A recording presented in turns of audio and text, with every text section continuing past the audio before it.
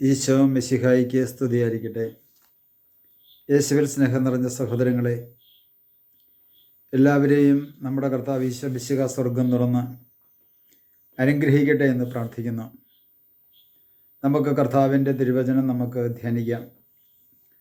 പരിശുദ്ധാത്മാവ് ഒരു വ്യക്തിയുടെ ജീവിതത്തിലേക്ക് നൽകുന്ന പരിശുദ്ധാത്മാവിൻ്റെ ഫലം സൗമ്യത. കഴിഞ്ഞ ക്ലാസ്സുകളിൽ പരിശുദ്ധാത്മാവ് നമുക്ക് നൽകുന്ന വിശ്വസ്തതയെക്കുറിച്ച് നമ്മൾ ധ്യാനിച്ചുവെങ്കിൽ, തുടർന്ന് നമുക്ക് തരുന്ന ദൈവത്തിൻ്റെ പരിശുദ്ധാത്മാവ് തരുന്ന ഒരു പരമപ്രധാനമായ ഫലമാണ് സൗമ്യത. ഇന്ന് ഈ കാലഘട്ടത്തിൽ പല വ്യക്തികൾക്കും ഇല്ലാത്തതും ഈ സൗമ്യത തന്നെയാണ്. ശുശ്രൂഷ മേഖലകളിലേക്ക് നോക്കിയാൽ, വചനപ്രഘോഷണ മേഖലകളിലേക്ക് നോക്കിയാൽ, സാമൂഹ്യമായ പശ്ചാത്തലത്തിലേക്ക് നോക്കിയാൽ, കുടുംബം, സമൂഹം, ഇങ്ങനെയുള്ള മേഖലകളിലേക്ക് നോക്കിയാൽ നല്ലൊരു ശതമാനം ആൾക്കാർക്കും സൗമ്യത ജീവിതത്തിൽ ഇല്ലാത്ത അവസ്ഥ നമുക്ക് കാണുവാൻ സാധിക്കും.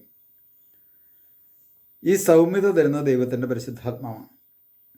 വിശുദ്ധ ഗലാത്യക്കാർക്ക് എഴുതിയ ലേഖനം 5-ാം അധ്യായത്തിൻ്റെ 22-ാമത്തെ തിരുവചനത്തിൽ പരിശുദ്ധാത്മാവ് നൽകുന്ന മറ്റൊരു സൽഫലമാണ് സൗമ്യത. നമുക്ക് കാണുവാൻ സാധിക്കും. പത്രോസിൻ്റെ ലേഖനവും യാക്കോബിൻ്റെ ലേഖനവും ഒക്കെ വായിക്കുമ്പോൾ ഈ മേഖലകളെക്കുറിച്ച് വളരെ വ്യക്തമായിട്ട് ദൈവത്തിൻ്റെ പരിശുദ്ധാത്മാവ് നമ്മെ ഓർമ്മപ്പെടുത്തുന്നുണ്ട്.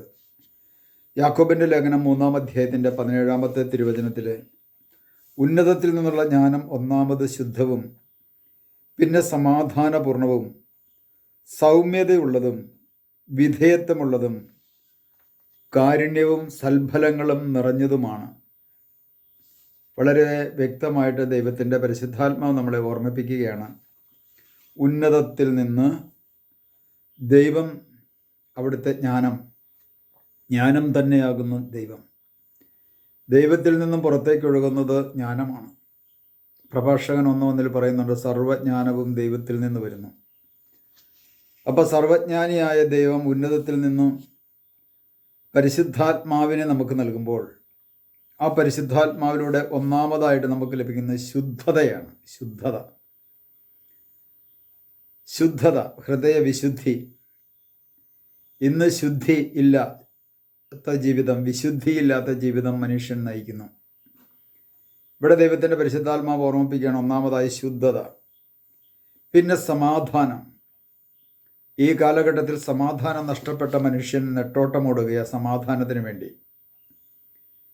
സാമ്പത്തികമായ തകർച്ചകളോ രോഗങ്ങളോ പ്രശ്നങ്ങളോ പ്രതിസന്ധികളോ കടന്നു വരുമ്പോൾ മനുഷ്യൻ സമാധാനം ലഭിക്കുന്നതിന് വേണ്ടി അനേകം പുണ്യസ്ഥലങ്ങളിലൂടെ പോകുന്നവരുണ്ട്.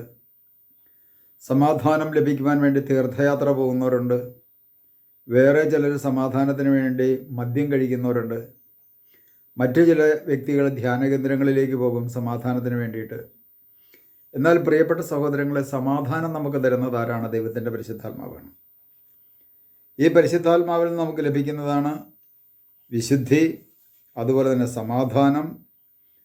അടുത്തതായിട്ട് പറയുകയാണ് സൗമ്യതയുള്ളതും. സൗമ്യത. ഇന്ന് പലർക്കും സൗമ്യതയില്ല. സൗമ്യതയോടുകൂടി മറ്റുള്ളവരോട് സംസാരിക്കുക പോലും ഇന്ന് പല വ്യക്തികൾക്കും ബുദ്ധിമുട്ടുള്ള കാര്യമാണ്.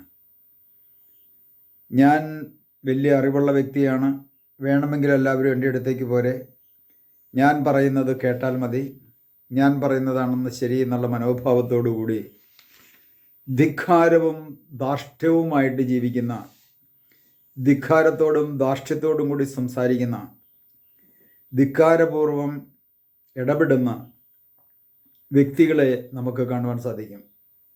അത് പുറത്തേക്ക് നോക്കേണ്ട, സ്വന്തം കുടുംബത്തിലും കൂട്ടായ്മയിലും ഇത്തരത്തിലുള്ള വ്യക്തികളുണ്ട്.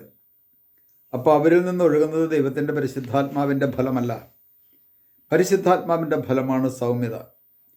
അതുപോലെ തന്നെ അത് ആ സൗമ്യതയിൽ നിന്ന് പിന്നെ പുറത്തേക്ക് വരുന്ന ഒരു മേഖലയാണ്, സൗമ്യതയുള്ള വ്യക്തികൾക്കാണ് വിധേയത്വം ഉണ്ടാകുന്നത്. സൗമ്യതമുള്ള വ്യക്തിക്ക് മറ്റ് വ്യക്തികളോട് വിധേയത്വം ഉണ്ടാകും. എന്ന് പറഞ്ഞാൽ മറ്റ് വ്യക്തികളെ ആ വ്യക്തി, സൗമ്യതയുള്ള വ്യക്തി ബഹുമാനിക്കും.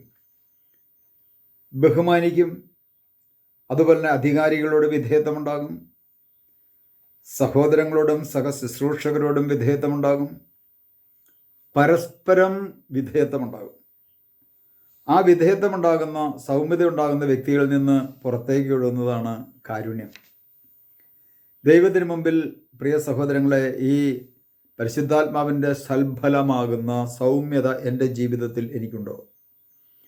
ഞാൻ മറ്റുള്ളവരോട് പരുഷമായി സംസാരിക്കുകയും പെരുമാറുകയും ചെയ്യുന്ന വ്യക്തിയാണോ? കോപത്തോടെ സംസാരിക്കുന്ന വ്യക്തിയാണോ? മറ്റുള്ളവരെ അടിച്ചൊതുക്കുവാൻ വേണ്ടി പരിശ്രമിക്കുന്ന വ്യക്തിയാണോ? മറ്റുള്ളവരെ മാറ്റി നിർത്തുന്ന വ്യക്തിയാണോ? അത് മറ്റുള്ളവരുടെ മുമ്പിൽ എനിക്ക് സൗമ്യതയുണ്ടോ? ദൈവത്തിന് മുമ്പിൽ ആത്മപരിശോധന ചെയ്യണമേ. സൗമ്യത നമുക്ക് നൽകുന്നത് പരിശുദ്ധാത്മാവാണ്. ആ പരിശുദ്ധാത്മാവിനോട് ചോദിച്ചാൽ ഈ സൗമ്യതയാകുന്ന ഫലം കൊണ്ട് പരിശുദ്ധാത്മാവ് നമ്മെ ഓരോരുത്തരെയും നിറയ്ക്കും. കുടുംബത്തിലും കൂട്ടായ്മയിലും വളർച്ചയും അനുഗ്രഹം ലഭിക്കണമെങ്കിൽ കുടുംബത്തിലും കൂട്ടായ്മയിലുമുള്ളവർ പരസ്പരം സൗമ്യതയിൽ ജീവിക്കുന്നവരാകണം. നമുക്ക് കർത്താവിനോട് പ്രാർത്ഥിക്കാം. കർത്താവായ ഈശോയെ, അങ്ങയുടെ ആത്മാവ് ഒരു മനുഷ്യനിൽ വന്ന് നിറയുമ്പോൾ ആത്മാവ് നൽകുന്ന സൽഫലങ്ങളിൽ ഒന്നാണല്ലോ സൗമ്യത. പലപ്പോഴും ഈ സൗമ്യത എന്ന ഫലം ഞങ്ങളിൽ നിന്നും പുറത്തേക്ക് ഒഴുകാതെ അന്ധകാരത്തിൻ്റെ ഫലമാകുന്ന വെറുപ്പും വിദ്വേഷവും അഹങ്കാരവുമെല്ലാം ഞങ്ങളിൽ നിന്ന് പുറത്തേക്ക് ഒഴുകുന്നു. കർത്താവേ, അങ്ങയുടെ ആത്മാവിൻ്റെ ഫലമാകുന്ന സൗമ്യതയാൽ ഞങ്ങളെ ഓരോരുത്തരെയും നിറച്ച് അഭിഷേകം ചെയ്യണമേ, അനുഗ്രഹിക്കണമേ. പിതാവിൻ്റെയും പുത്രൻ്റെയും പരിശുദ്ധാത്മാവിൻ്റെയും നാമത്തിൽ ആമേൻ.